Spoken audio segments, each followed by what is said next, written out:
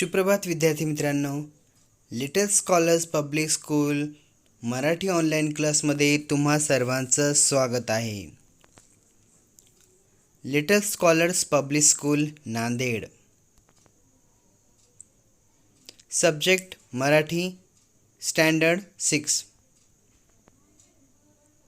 विद्यार्थी मित्रांनो, आज आपण कविता क्रमांक 9 घर ही इयत्ता 6वी सुलभ भारतीची आपण आज अभ्यासणार आहोत. घर या कवितेचे कवी आहेत धुंडूराज जोशी. तर चला मग आज आपण घर ही कविता अभ्यासूया. घर ही कविता अभ्यासण्यापूर्वी प्रथम आपण कवितेची मध्यवर्ती कल्पना म्हणजे कवितेमध्ये काय सांगण्याचा कवीने प्रयत्न केलेला आहे ते आज आपण पाहूया. पहा, कवी धुंडूराज जोशी हे काय म्हणतात या कवितेच्या माध्यमातून.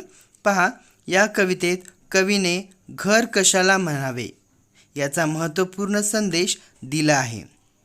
घर म्हणजे केवळ भिंती किंवा त्यातील वस्तू नसून त्यामध्ये राहणाऱ्या माणसाच्या निर्मळ नात्यांची गुंफण असते असे कवीचे म्हणणे आहे. घर हे फक्त घर नसून तर ते घर कशाला म्हणावे याचा महत्त्वपूर्ण संदेश कवीने या कवितेतून दिलेला आहे. तर कवी म्हणतात की घर म्हणजे केवळ भिंती किंवा त्यातील वस्तू नसून त्यामध्ये राहणाऱ्या माणसाचे निर्मळ नात्यांची गुंफण आहे असं कवी या कवितेमध्ये सांगत आहेत. तर आपण ते पाहूया. पहा, कविता क्रमांक 9 घर.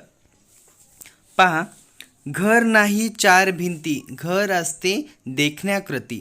घर नाही एक वस्तू, घर म्हणजे आनंदी वास्तू. तर पहा, कवी धुंडूराज जोशी काय म्हणतात, घर म्हणजे केवळ उभारलेल्या चार भिंती नव्हेत. घर नाही चार भिंती म्हणजे घर म्हणजे केवळ उभारलेल्या चार भिंती नव्हेत, तर ते काय आहे, तर घर असते देखण्याकृती. घर नाही एक वस्तू. जिथे सुंदर घर हे चार भिंती नसून तर तिथे काय आहे, तर जिथे सुंदर कार्य होतात, कर्म होतात ते घर असते.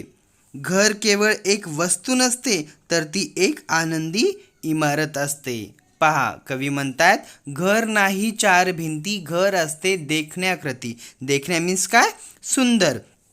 वास्तू म्हणजे काय, इमारत. म्हणजे घर हे चार भिंती नसून ते काय आहेत, जिथे घर हे फक्त चार भिंती नसून त्यामध्ये सुंदर कार्य होतात, कर्म होतात ते घर असते. घर केवळ एक वस्तू नसते तर ती एक आनंदी इमारत असते असं कवी म्हणत आहेत. पुढील ओळी पहा, घर नाही नुसत्या खोल्या, घरात हव्या भावना ओल्या. घरात हवा जिव्हाळा, घर शिक्षणाची पहिली शाळा. पहा, कवी काय म्हणतात, नुसत्या खोल्या म्हणजे घर नव्हे. घर म्हणजे काय, नुसत्या खोल्या नव्हे तर घरात भावनाचा ओलावा हवा, प्रेम हवे, माया हवी, कारण घर ही शिक्षण देणारी पहिली शाळा आहे. घर आपलं नुसतं असतं का, तर नाही. घरामध्ये एकमेकांच्या भावना जपलेल्या असतात, एकमेकांचं प्रेम असतं, माया असते, प्रेम असतं, करुणा असतात. ह्या सगळ्या गोष्टी आपल्याला घरामधूनच मिळत असतात. आणि सर्वात महत्त्वाचं कवीने काय सांगलं, घर ही शिक्षण देणारी पहिली शाळा आहे असं कवी इथे म्हणत आहे. तर मग या ओळीतमधून कवीने काय अर्थ सांगण्याचा प्रयत्न केलेला आहे, घर नाही नुसत्या खोल्या, घरात हव्या भावना ओल्या. घरात हवा जिव्हाळा, घर शिक्षणाची पहिली शाळा. नुसत्या खोल्या म्हणजे घर नव्हे तर घरात भावनांचा ओलावा हवा, प्रेम हवे, माया हवी, कारण घर ही शिक्षण देणारी पहिली शाळा आहे असं कवी धुंडूराज जोशी म्हणत आहेत. पुढे पहा, घर नाही नुसता पसारा, घर नाही केवळ निवारा. घराला असते कहाणी, घराला असतो आपला चेहरा. घर म्हणजे नुसता पसारा नाही, घर म्हणजे केवळ आश्रयस्थान नव्हे, प्रत्येक घराची एक गोष्ट असते, प्रत्येक घराला त्याचा चेहरा असतो, स्वभाव असतो. घरामध्ये नुसता पसारा असून चालत नाही, तर घर एक आश्रयस्थान आहे.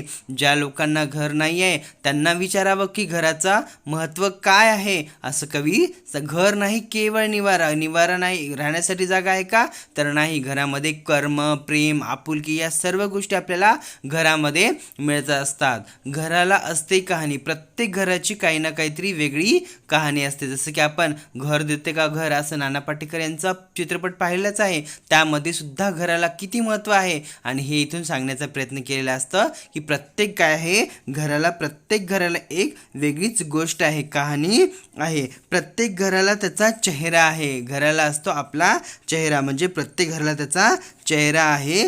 स्वभाव असतो, प्रत्येक घरातल्या माणसं ही वेगवेगळ्या स्वभावाची असतात. कोणी प्रेमळ असतं, कोणी कडक असतो, कडक शिस्त असतो, कोणी मायाळू असतो, कोणी प्रेम जिव्हाळा लावणारं हे घर असतं.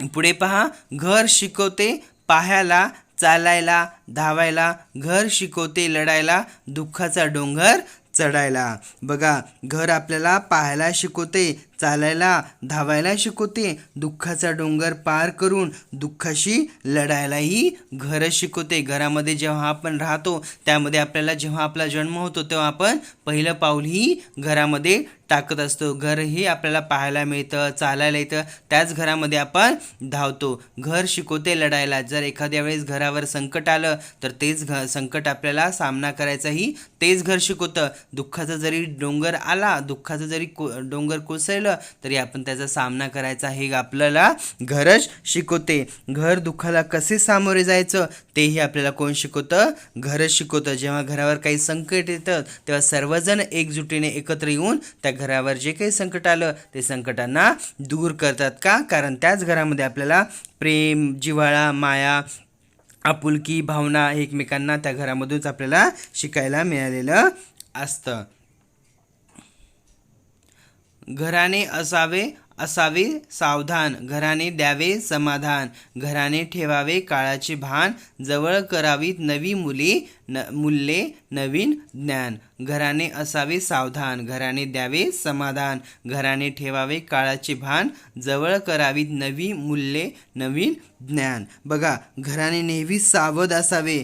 घरात काय असलं पाहिजे, नेहमी सावध असलं पाहिजे, सावध असलं पाहिजे. प्रत्येक व्यक्तीने घरामध्ये काय असलं पाहिजे, सावध असलं पाहिजे. घराने सुख समाधान द्यावे, घराने आपल्याला सुख समाधान दिलेलं आहे, ही भावना आपल्याला विसरता कामा नये. नवीन विचार, नवीन ज्ञान आपलेसे करून घराने नेहमी काळाची जाणीव ठेवावी. प्रत्येक काळामध्ये प्रत्येकाच्याच आयुष्यामध्ये काही ना काही गोष्टी येतच असतात. ते घराने आपल्याला काय काय दिलेलं आहे याची जाणीवही आपल्याला असायला हवीत. नवीन गोष्टी, नवीन मूल्य, नवीन ज्ञान जे काय मिळतं ते आपण सगळ्यांनी घराला दिलेलं पाहिजे. जे काही गोष्टी आपण बाहेरून शिकतो किंवा घरामध्ये शिकतो त्याच्यानुसारही घराला घरपण आपल्याला देता आलं पाहिजे. घरात आईचे अपार कष्ट, आजी सांगते सुंदर गोष्ट, घरात आजोबा गप्पिष्ट, आईच्या हाताचे जेवण चविष्ट.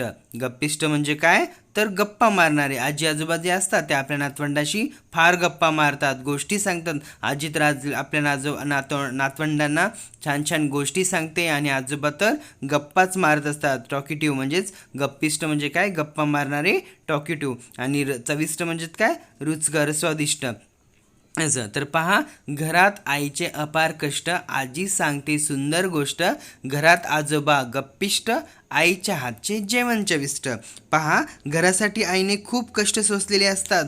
आपलं जेव्हा आई आपल्या घरून आपल्या आईच्या घरून दुसऱ्यांच्या घरी येते तेव्हा आईने घरासाठी फार कष्ट केले असते, फार मेहनत केली असते. घरात आजी सुंदर गोष्टही सांगते, आजोबा गप्पा मारतात. आपली आजी आपल्याला नातवंडांना काय करत असते, छान छान गोष्टी सांगत असते. आजोबा आपल्याशी खूप गप्पा मारत असतात. आईच्या हातचे चवदार जेवण घरातच मिळते. आईसारखं जेवण आपल्याला कुठेही गेलं तर मिळते का, नाही. जेव्हा आपण शिक्षणासाठी बाहेरगावी जातो तेव्हा आपल्याला आईच्या जेवणाची चव कुठंच मिळत नसते, कारण आईच आपल्याला आईच्या हाताचं जेवण काय असतं, फार चविष्ट असतं, असं धोंडूराज जोशी यांनी सांगितलेलं आहे. तर पहा, परत एकदा आपण कविता वाचून घेऊया. घर नाही चार भिंती, घर असते देखण्याकृती, घर नाही एक वस्तू, घर म्हणजे आनंदी वास्तू, घर नाही नुसत्या खोल्या, घरात हव्या भावना ओल्या, घरात हवा जिवाळा, घर शिक्षणाची पहिली शाळा, घर नाही नुसता पसारा, घर नाही केवळ निवारा,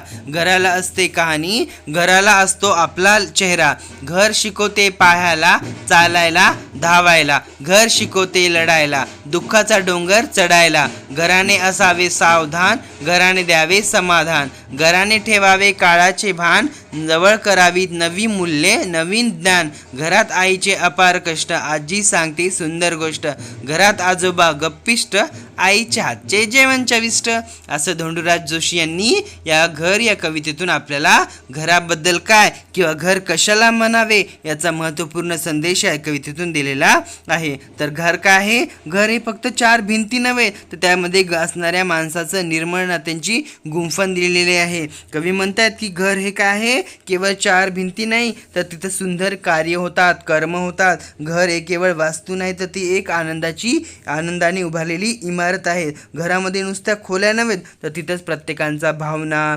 आपुलकी, प्रेम, जिव्हाळा ही सर्व गोष्टी आहेत. आणि काय आहे?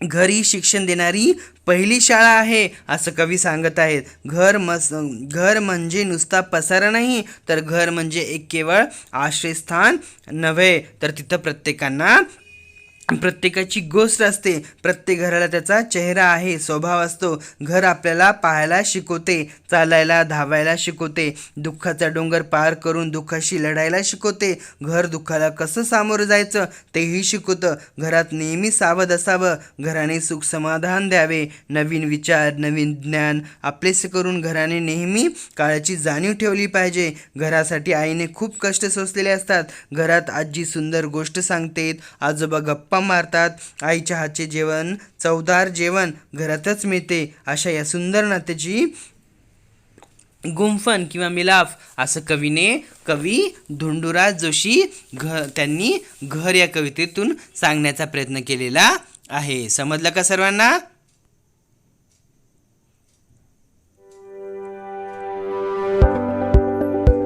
जर आणखीनही तुम्ही माझ्या पेजला सबस्क्राईबर केलं नसेल तर सबस्क्राईबर करा, लाईक करा आणि शेअर करा.